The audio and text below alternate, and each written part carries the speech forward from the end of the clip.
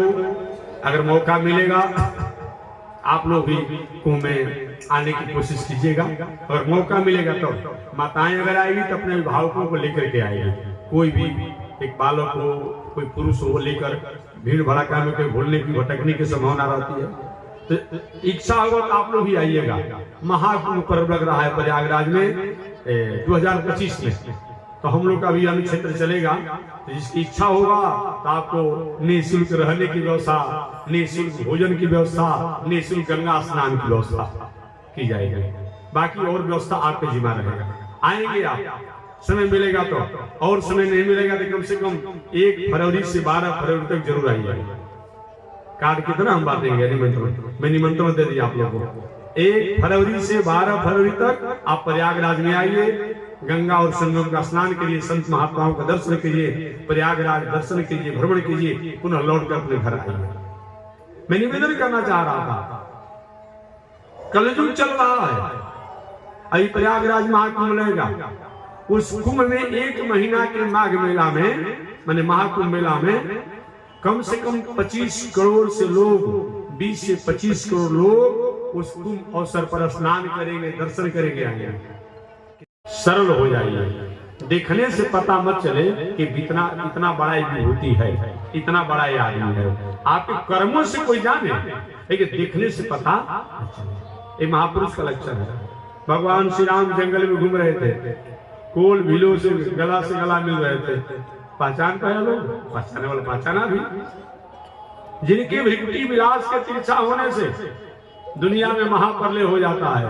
भगवान श्री कृष्ण ग्वाल बालों के साथ रहे, वो अंतिम समय तक समझ नहीं पाए कि ब्रह्म है, परमात्मा ईश्वर है।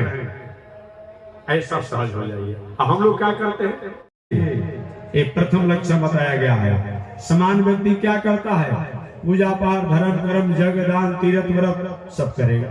और जीवन में कोई विषम परिस्थितियां आ जाएगी, मारो संत महात्मा धर्म कर्म पत्थर पूजने में क्या रखा है, तत्काल विचलित हो जाते हैं। नहीं, विपत्ति धैर्य। आपत्ति क्या है, मनुष्य का लक्ष्य क्या है, मनुष्य को क्या करना चाहिए, क्या नहीं करना चाहिए। तो मनुष्य को सबसे पहले तो इस संसार में रहते हुए और संसार के वस्तु व्यवस्था और व्यवहार के प्रति ये मानना चाहिए कि मेरा नहीं है और मैं नहीं हूं। ये सबसे प्रथम मानना होगा, मेरा नहीं है और मैं नहीं हूं। अब कर्म करना है। बैंक में काम करने वाले मैनेजर साहब करोड़ों रुपया आता है, उसे जमा कर लेते हैं, करोड़ों लाखों रुपया निकासी भी दे देते हैं।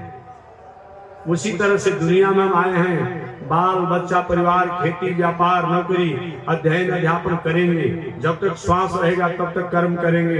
लेकिन मैं हूं और मेरा नहीं है। मैं होता तो मैं चाहता तब तक अपने पास रखता उस वस्तु को। मैं ही होता तो जब तक चाहते यहाँ पर रहते। हम सब यहाँ से छोड़कर चला जाना पड़ता है। इससे मेरे बाद भी एक ऐसी सत्ता है जो अपने द्वारा दुनिया को संचालित करती है। ये विचार करते हुए हमें दुनिया में तो रहना है, दुनिया की वस्तु व्यवस्था में रहना है, दुनिया के व्यवहार में रहना है, उसी प्रकार से रहना है। जैसे नौका को जल में ही रहने पर शोभा होती है, नौका को जल में रहने पर ही शोभा पाती है। नौका को जल में ही रहना चाहिए, लेकिन नौका में अगर जल हो जाए तब नौका डूब जाएगी। इसलिए नौका में हमेशा जल निकालते रहना चाहिए। नौका को जल में रहना चाहिए, लेकिन नौका में जल नहीं होना चाहिए। अगर जल होता हो तो धीरे धीरे निकालते रहना चाहिए। हमें संसार में ही रहना है, संसार की वस्तु व्यवस्था व्यवहार में ही रहना है। लेकिन संसार मैं ही नहीं हूँ, मेरे ही लिए नहीं है, ये मान करके वो एक ऐसी सत्ता है जो अपने द्वारा पूरे दुनिया को संचालित करती है, उसकी है।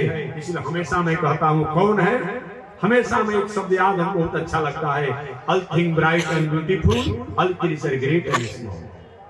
छोटे बड़े सुनहले चमकीले जो कुछ भी दुनिया में है वो सबको निर्माण करने वाला, बनाने वाला कोई न कोई है। उसी को गॉड, उसी को लॉर्ड, उसी को परमात्मा, उन्हीं को भगवान कहते हैं। उनको याद करिए। रहना नहीं देश वीराना है, रहना नहीं देश वीराना है। यह संसार कागज की पुड़िया, पानी पड़े गल जाना है, रहना नहीं देश वीरान।